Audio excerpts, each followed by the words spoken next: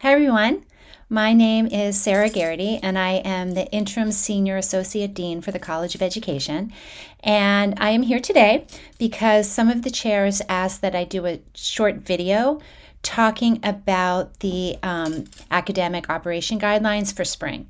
We all know that you get very many emails, that things can change really rapidly, and the chairs thought it was important that we just share information about how to get all the information you need quickly and easily, hopefully.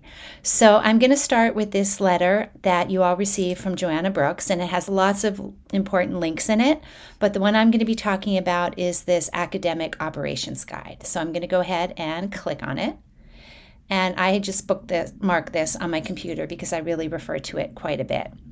And these are the academic operation guidelines for spring 2020, and they have the most up-to-date information related to COVID, related to anything that you need to know really to run your classes and to support students.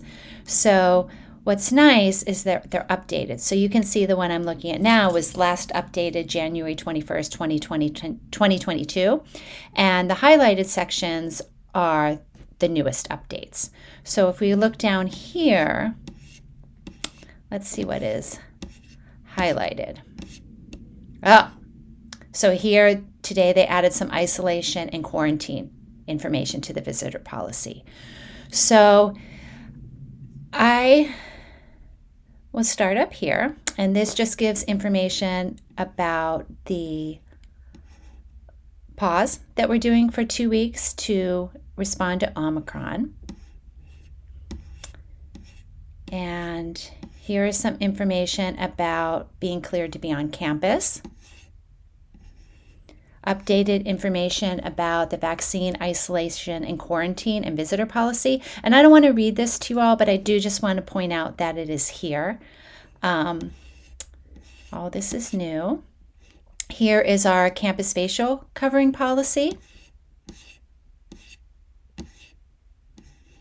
Here's what happens if you need accommodations, feel unwell, or are notified of an exposure. I think the big thing is we want you to stay home. But this gives really detailed information. And again, I don't want to read over it, but here is some information about support for faculty who prefer to wear a facial covering while teaching. There's lots of support in connected classrooms that ITS can provide to you, so you just need to click here. You can check out some equipment if you need it. It's important to remember the impact of facial covering on members of the deaf and hard of hearing community. You can always reach out to SACSI for support with that.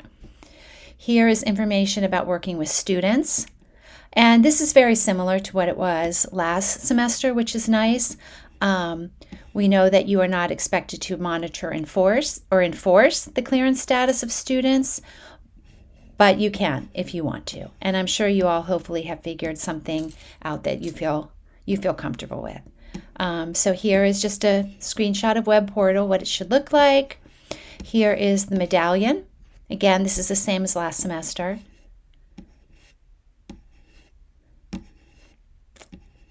Here is, what you can do, some guidance for what happens when a student refuses to wear a mask, if a student comes to class and doesn't wear a mask. So it really is, I found it to be really very comprehensive.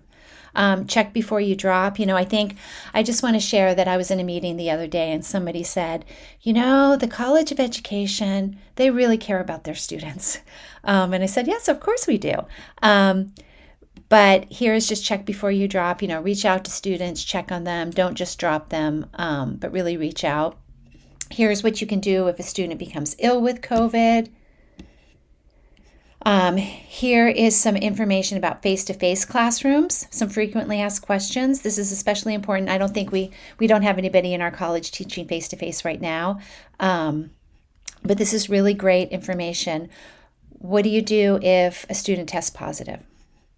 So again, I don't want to go through and read this to you. I just want to point you to the information. Here's what happens if there was a guest speaker. What do you do? So lots of great information. And I think that they've really taken these questions from real life situations and tried to come up with responses. Here are attendance policies, accommodating students,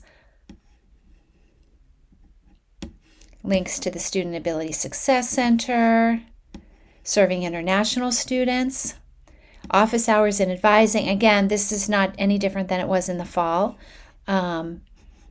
Here is some information for faculty teaching remotely, going over SDSU Flex, intellectual property.